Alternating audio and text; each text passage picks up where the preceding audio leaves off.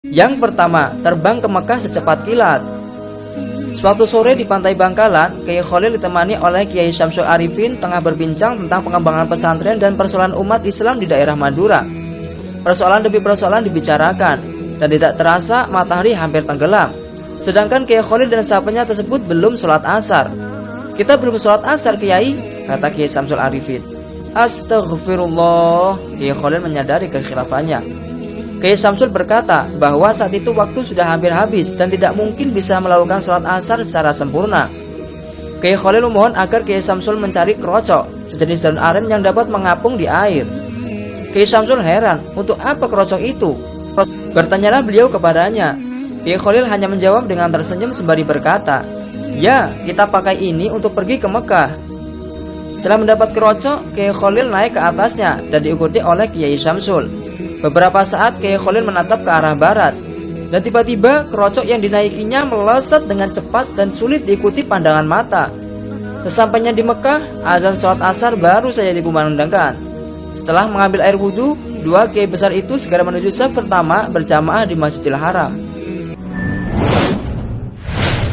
Yang kedua, menyelamatkan perahu tenggelam.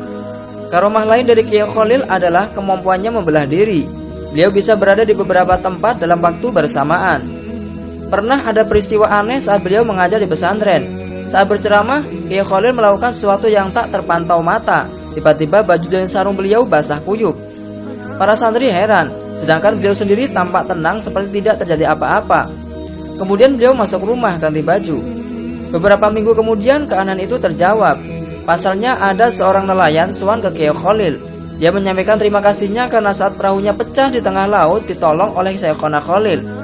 Kedatangan nelayan itu membuka takbir. Ternyata saat memberi pengajian, Kiai Khalil dapat pesan agar segera ke pantai untuk menyelamatkan nelayan yang perahunya pecah tersebut.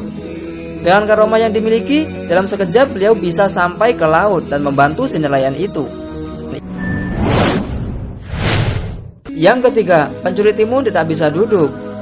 Pada suatu hari, petani timun di Bangkalan mengeluh karena timunnya sering dicuri. Akhirnya para petani bermusyawarah dan sowan ke Mbah Khalil.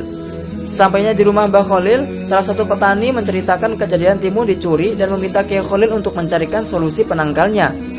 Kebetulan ngaji beliau sampai pada kalimat koma zaitun, salah satu contoh pelajaran nahwu yang artinya Zaid berdiri. Lalu setelah Mbah Khalil berbicara sambil menunjuk lafal koma zaitun. "Ya, karena pengajian ini sampai koma zaitun, ya koma zaitun ini saja sebagai penangkalnya," seru Kiai Khalil. Para petani pun lantas sedikit ragu dan bingung.